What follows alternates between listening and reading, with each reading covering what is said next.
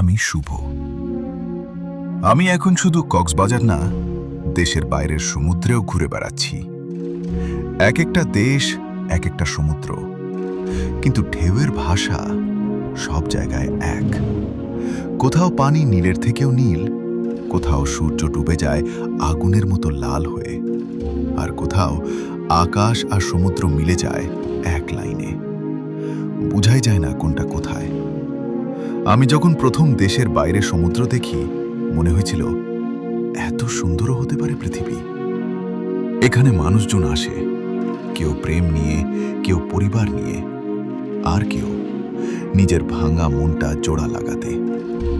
আমি চুপচাপ দাঁড়িয়ে থাকি, ঢেউগুলো এসে পায়ের কাছে লাগে, মনে হয় সব দুশ্চিন্তা ধুয়ে নিয়ে যাচ্ছে। কখনো সকালে নরম আলোয় সমুদ্রটা একদম শান্ত, আবার রাতে শুধু ঢেউয়ের শব্দ, আর অন্ধকারে এক অদ্ভুত শান্তি। আমি বুঝছি সমুদ্র আসলে শুধু জায়গা না, এটা একটা অনুভূতি, যেটা দেশের ভেতরেও একই আর দেশের বাইরেও একই। শুধু পার্থক্য আমরা কতটা সময় দেই সেটা অনুভব করার জন্য। আজ আমি যেখানে দাঁড়িয়ে আছি, 1000 মাইল দূরে আমার দেশ থেকে, তবুও ঢেউয়ের শব্দে মনে হয় আমি একদম নিজের কাছেই আছি।